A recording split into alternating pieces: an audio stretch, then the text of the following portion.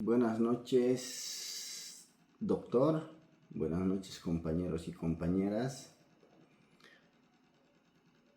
Nosotros somos el grupo UN, donde vamos a abordar la actividad 4. Después de haber realizado las mapas conceptuales que corresponde de contrato de donación y contrato de obra.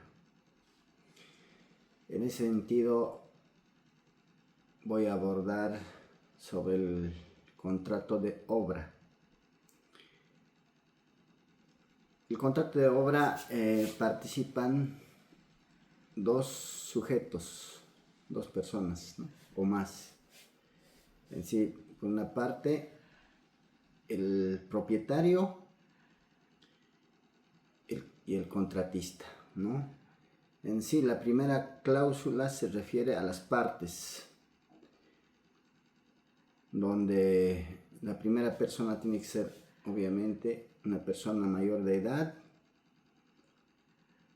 y que con todos sus géneros de ley tiene que establecer su domicilio, su profesión, asimismo el que también hace el contratista, ¿no? Y la segunda parte se aboca el objeto de la construcción, donde tiene que establecerse la obra, en qué consiste, ya sea un mueble para vivienda o un edificio o una guardería. En la tercera se especifican los trabajos adicionales con el contratista y el propietario. En la cuarta cláusula se establece los documentos, ¿no? Y las especificaciones. En la quinta cláusula se establece el costo de la obra, cuánto va a costar, ¿no? El total de la obra. En la sexta cláusula también se establece la forma de pago entre los propietarios y el contratista. Es más, se debe establecer al comienzo un depósito y posteriormente, en base al avance de la obra, se tiene que ir depositando hasta el final el pago total. Y como séptima cláusula también se debe establecer el plazo de ejecución, en qué tiempo va a ser terminada la obra. En la octava cláusula se tiene que establecer las cosas adicionales, ¿no? Ya que entre el propietario y el contratista deben de acordar un precio, ¿no? Si es que hubiere algo adicional. En la novena cláusula se debe establecer la moneda, ¿no? ¿Cuánto es el pago? En bolivianos, en dólares, qué clase de corte de dinero. En la décima cláusula se debe establecer los impuestos. Y en la décima primera cláusula también se debe establecer la solución de controversias. En la décima segunda se debe establecer por fuerza mayor, cuando hay de manera excepcional una mora, se debe determinar las responsabilidades por la mora. En la décima tercera se debe establecer la recepción definitiva de la obra del contratista. En la 14ª se debe establecer la garantía de la obra y también se debe establecer en la siguiente cláusula las modificaciones al contrato. Es más, se debe establecer en caso de incumplimiento la resolución, ¿no? Este aspecto se debe a los incumplimientos, a las cláusulas establecidas en el contrato. En la 17ª cláusula se debe establecer la responsabilidad laboral entre el contratista y el propietario. Y por último, en la siguiente cláusula se debe establecer la aceptación. Ambas partes se comprometen a su fiel cumplimiento en virtud a los artículos 450, 451, 452, 419, 520 y 1297 y siguientes del Código Civil.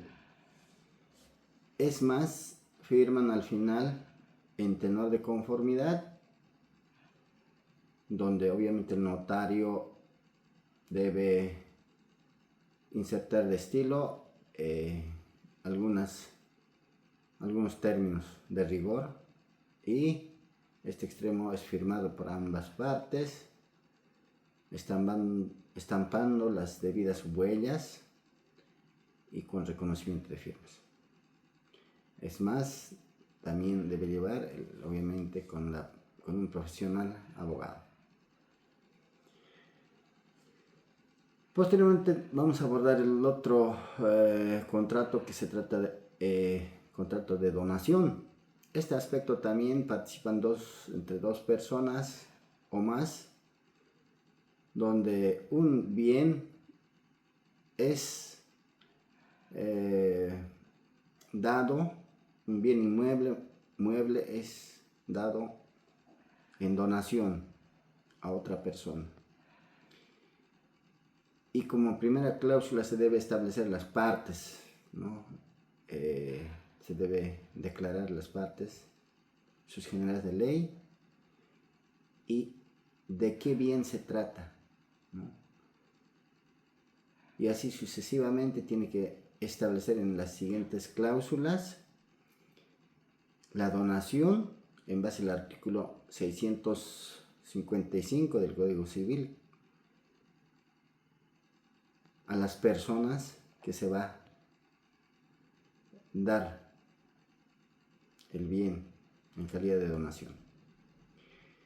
Es más, se debe establecer si es un bien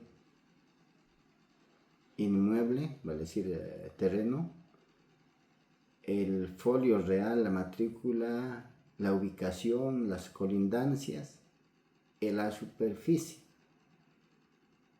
Asimismo, se debe también establecer una de las cláusulas, la aclarativa sobre los límites y por qué, cuál es el fin, ¿no? En nuestro caso, hemos dado en usufructo de por vida, ¿no? Asimismo, debe especificar en conformidad para el saneamiento correspondiente. Y por último, se debe establecer la cláusula, la aceptación de todas las partes en conformidad, y también el señor notario se debe agregar las demás cláusulas de estilo y se tiene que firmar, estampar las huellas bajo reconocimiento de firmas. Y por último vamos a abordar el contrato o permuta, ¿no?, de bien inmueble. En este caso la permuta se hace de muebles, inmuebles o mercadería de valor, ¿no? El precio que sea equitativo. Y por lo cual en primera cláusula también se establece las partes, ¿no? Las personas, ¿no? Donde tienen que identificarse sus generales de ley. Y en la segunda se debe establecer la permuta y obviamente tienen que identificar de manera física y con la documentación respectiva de los bienes que se van a permutar, ya sea inmueble, mueble, vehículo, mercadería, ¿no? Y otros. Y es más, se debe hacerse la entrega respectiva en conformidad. Y al final también en conformidad se debe